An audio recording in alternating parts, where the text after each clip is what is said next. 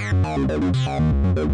can take the boys out of the city, but you can never plug a dam in Denmark with your thumb. Intrepid Radio, with a haphazardly focused Scotty Roberts and the rollicking, adventurous Dr. John Ward, sticking their fingers in the hole in the dike of humanity. All right, folks, we're back, and we've got a very special guest with us for a few minutes tonight. It is Graham Hancock. John is over there in Sweden. Can you hear me over there, John?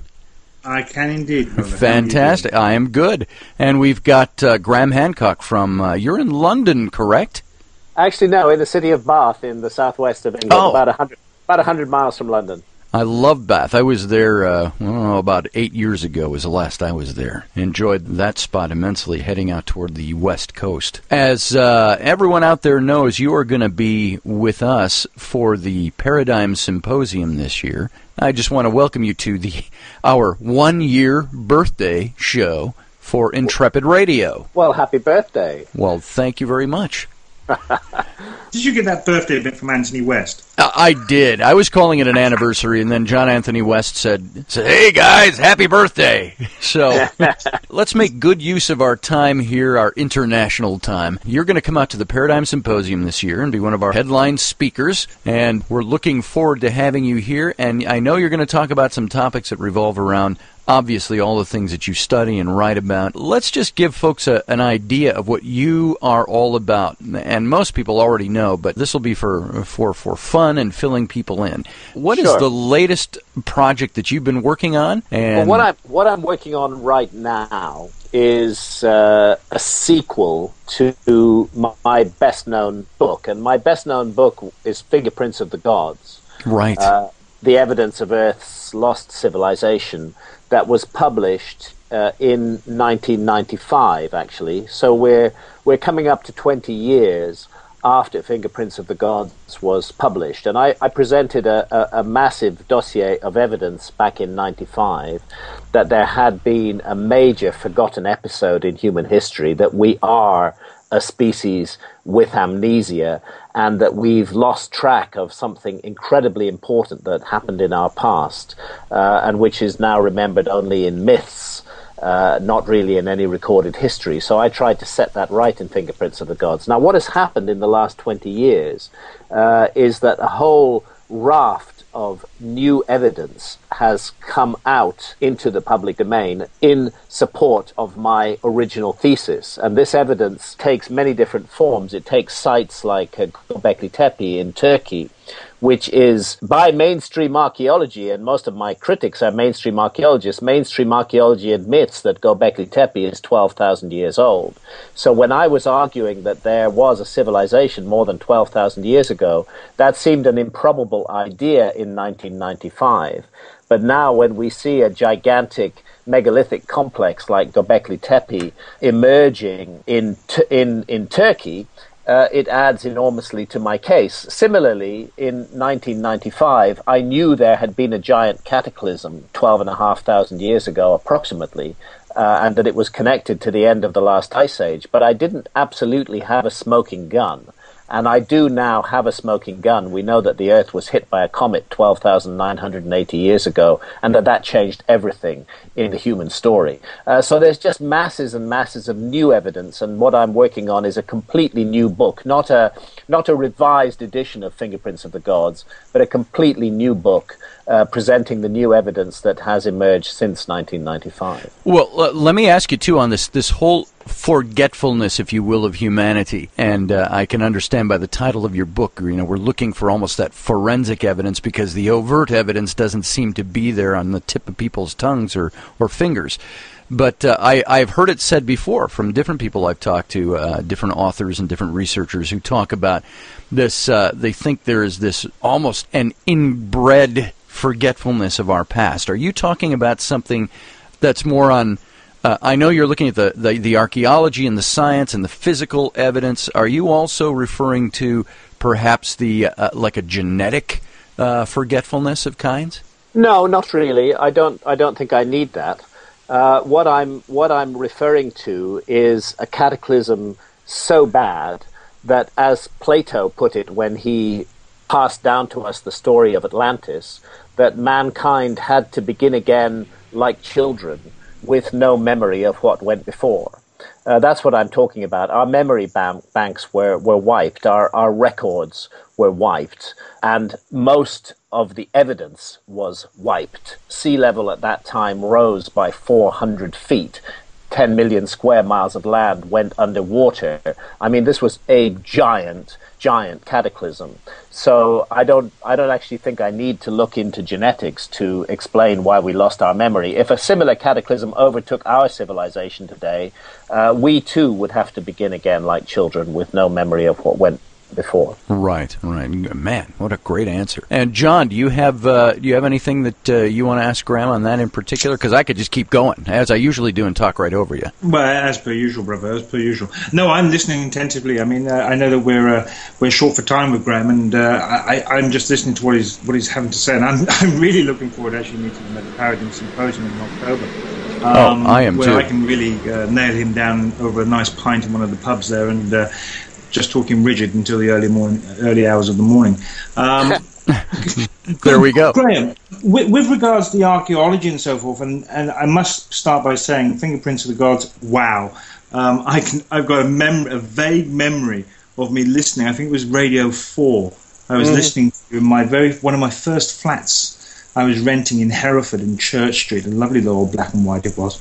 And I remember listening to you on Radio 4 when you were doing a short docu or a short interview on Fingerprints of the Gods, and I thought it was one of those things that started me off, I must admit. That was 20 years ago. My God, 20 years ago, and so much has happened since, you know.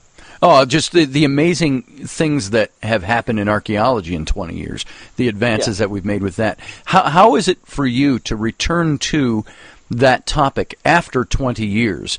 With all this new information, I mean, what's interesting is that in those 20 years, I have taken an excursion into another area of interest, which is the whole mystery of human consciousness and what our consciousness is. And, you know, science doesn't really have a satisfactory explanation of consciousness. We know it's connected to the brain in some way, but exactly, you know, the general sort of default view is that the brain makes consciousness, but it may be much more complicated than that. The brain may be more like a transceiver or a receiver of consciousness. So I've done a whole lot of work in that field as well, and I intend to bring that work also to bear on the new inquiry into the lost civilization, because I think that the civilization we lost was very different from ours today. Ours is totally about mechanical advantage, it's about material tech, and I think that we're looking at a civilization that was much more focused upon the powers of the mind.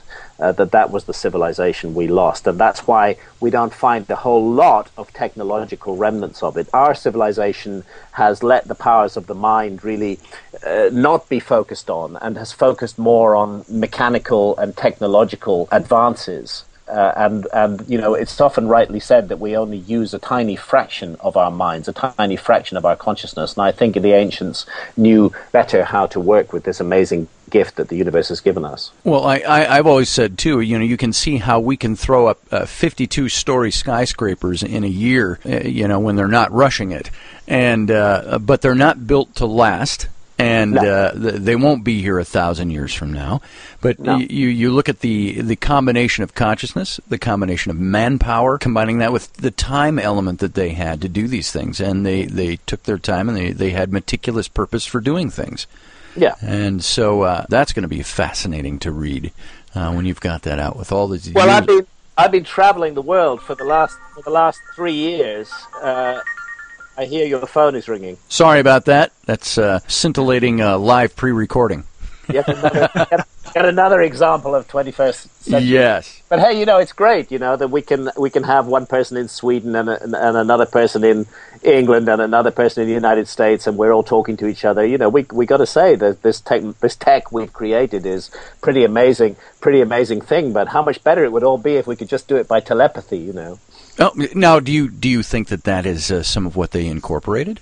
Yes, I do. I think that's a latent human faculty which has been allowed to lapse in our society because we focus totally on the material side of things. And we've done incredibly well focusing on the material side of things. But I think it's time to wake up to our other abilities and our other potential. Give us a little hint. How do you propose, or how do you believe they used telepathy to do what they did? Well, that's almost like asking a person who's been deaf from birth how to hear. Okay, I can understand that because I've never used telepathy. So because we don't have the experience of this, but we do have a tremendous amount of suggestive material in ancient myths and traditions. For example, the Popol Vuh of the Maya talking about people from different lands being in contact with one another at the level of thought, which is very suggestive in this area and makes us think. That's really interesting when you think of it that way, talking with other people. I know if you look at the work of somebody like my colleague Rupert Sheldrake, yes, who is a scientist in his own right, but is open to extraordinary ideas. He has thoroughly documented, to my satisfaction at least, the existence of telepathic abilities in the world today, that people do have these abilities. It's just in most of us that they're suppressed. So I don't think it's a big stretch to suggest that there might have been a time when these abilities were much more advanced, and not only telepathy but also telekinesis. Maybe we could move things, move material things with the power of the mind. And then we hark back to traditions of Egyptian priests singing those gigantic megaliths into place, not lifting them up with cranes or forklift trucks, but using somehow the power of the mind and the power of sound to lift those megaliths. So I think these are all interesting areas to inquire into, and I intend to get into them in this new book. And, talk about them at your symposium, too. That was my next question. You're going to present some of this material at the symposium in October. Fantastic. I'm going to present some of it, and my travels in the last year alone have taken me to Turkey, to Indonesia twice, to India, to Armenia, to Lebanon. I mean, my God, those big blocks of stone at Baalbek, 1,000-ton blocks of stone, where I've just come back from Lebanon, unbelievable. We look at those and are just awestruck, but somehow the ancients moved those, and it's absolute nonsense to suggest that the Romans were involved in moving those blocks of stone, as many modern archaeologists claim. Now that's interesting. That's something that you and John will have to talk about a little bit. We'll be talking about it, and also Peru, Bolivia. I've just been traveling a lot and looking at ancient sites with hopefully a fresh eye, and I intend to bring a lot of new evidence to the table. Let me switch the gear just a little bit here. When you're traveling to places like Lebanon, Turkey, and all of these places, now we know that there's a lot of political unrest out there right now. Sure. Have you found that affecting your ability to do any decent research in those areas? No, not really. Actually, it was a delight to visit Lebanon. I mean, we hear about the terrible problems and crises in Lebanon, and it's true that the country has an unstable border with Syria, and that the problems in Syria are spilling over into Lebanon. And as it happens, Baalbek is right on that border, and it's been hit by rocket attacks. But when I was there, I saw no problems, and it was very easy to work the site because the site wasn't absolutely heaving with tourists. It was very quiet, and it was possible to explore it and be awestruck by it and just stand still in silence and amazement and look at those incredible things. I had talked recently with Andrew Collins, who just wrote his big book on Göbekli Tepe. Yeah, and he's a good friend of mine. Yes, and he mentioned that too. He's going to be at the Paradigm as well. So seeing all you guys together, that's going to be just a treat for everybody.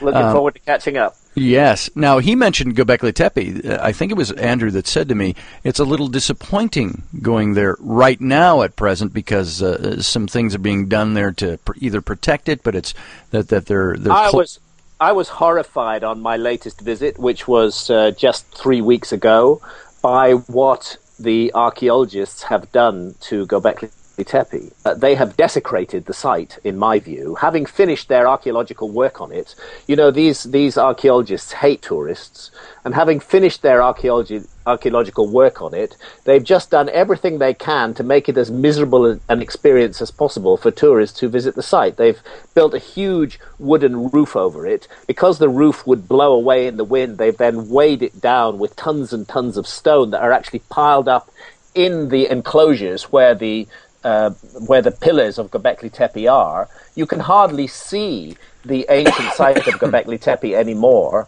because of what the archaeologists have done. To my mind, it deserves the term vandalism. What they've done on the site. and there's no respect for its sacred nature. I understand the need to protect these sites, but that site, since they first began to excavate it in 1995 or 1996, has been open to the elements since then. And now, when they finish their work and don't need protection anymore from the elements themselves, they've completely covered it up and made it a miserable place for any traveler to visit. You just can't have the experience that was possible even a year ago there. Now, obviously, the reason it's so well preserved is that it was buried for thousands of years, but... Well, yeah, that was deliberately buried by the people who made it. It was buried 10,000 years ago, 2,000 years after it was created, and it remained buried until 1995, when the excavations of the German Archaeological Institute began.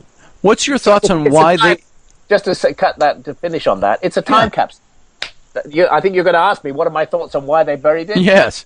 They buried it for a later civilization to find it and figure it out. Just like we might, if we wanted to leave a record of who we were and what we are, we would put it in the ground and cover it up and bury it until such a time as it was revealed again. That time is coming now. This is a time of miracles and wonders. This is a time when that which has been hidden for thousands of years is emerging and coming out into the public view and cannot be hidden much longer, partly thank you to our internet, which is meaning that it's very difficult for the powers that be to keep secrets anymore.